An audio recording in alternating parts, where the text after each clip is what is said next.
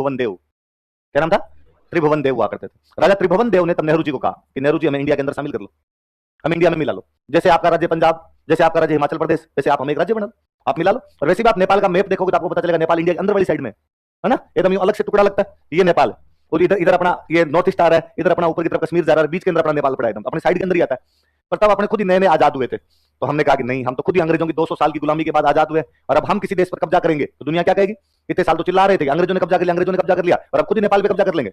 राजा त्रिभुवन देव ने कहा कि नेहरू जी ये बात नहीं है, मैं ये थोड़ी कर रहा हूं आप कब्जा कर लो, मैं कह रहा हूं अपने वापस मिल जाए, हम आपका हिस्सा थे, वापस जुड़ जाते हैं आपके साथ में, इतनी तो बात है। नेहरू जी का नहीं, आप अलग रहो, कोई टेंशन करने की जरूरत है, कोई दिक्कत होगी तो हम आपके साथ खड़े हैं। उन्होंने कहा दिक्कत ही दिक्कत है, हम लैंड लॉक कंट्री है। कैसी कंट्री है, ऐसी कंट्री जिसके चारों तरफ पानी नहीं हो, समुद्र नहीं लगता, उन देशों की दुर्गति होती है जिनके किधर भी समुद्र नहीं लगता है। व्यापार वाणिज्य कहां से करेंगे, दुनिया का पूरा व्यापार वाणिज्य जलमार्ग से होता है, और यदि आपके पास समुद्र नहीं है तो आपका जलमार्ग कहां है, आपका व्यापार वाणिज्य कैसे होगा। नेपाल के आप चारों साइड में देख लो, लैंड लॉक, नेपाल के समुद्र लगता ही नहीं।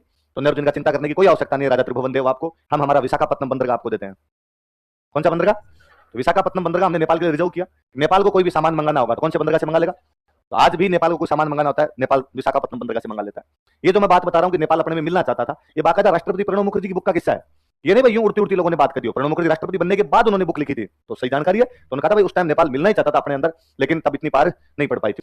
तो राजा त्रिभुवन देव तब बेचारे मिलना चाहते थे, पर तब अपने उनको मिला नहीं पाए थे। 2008 तक जब तक नेपाल में राजा रहे, तब तक भारत और नेपाल के संबंध बहुत अच्छे रहे, क्योंकि राजाओं को हर बात में लगता था कि हम कहां से आए हुए हैं, इंडिया से आए हुए हैं।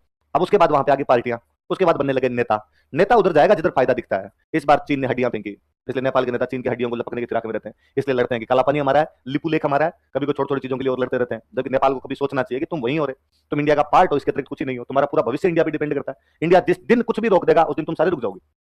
तो एक बार मुझे याद है नेपाल ने 2015 के आसपास में अपना संविधान चेंज किया था, संविधान बनाया था अपना, और संविधान के अंदर नेपाल ने कहा, नेपाल में 2 प्रकार के लोग रहते हैं, एक तो नेपाली, जो नेपाल के खुद के लोग हैं वो नेपाली रहते हैं, एक वहां पर एक जाति रहती है मधेसी। कौन रहते हैं, और मधेसी सारे इंडियन है।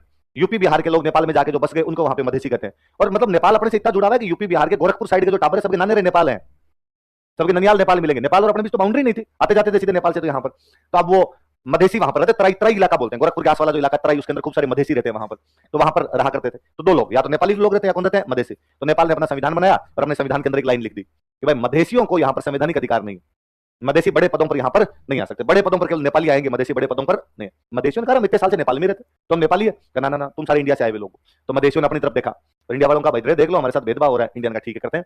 2015 में तब अपने भाई की गवर्नमेंट नहीं आई थी इधर, तो इनका इंतजाम करते हैं, थोड़ा प्रबंध करते हैं, रुकिए थोड़ा, जरा आप थोड़ा सब्र करो। तो अपने यहाँ से विशाखापट्टनम बंदरगाह से नेपाल 2 चीजें मंगवाता है, एक तो सब्जियां भारत से जाती है पूरी की पूरी, बंदरगाह से 2 चीजें आती है, नेपाल की सारी सब्जियां भारत भेजता है, नेपाल की सारी दवाइयां भारत भेजता है, ट्रक भर भर के जाते हैं अपने। तो अपने वहां जो मधेसी बॉर्डर के ऊपर रहते हैं, अपने उन मधेसियों को कहा इस बार 2-4 ट्रक आए तो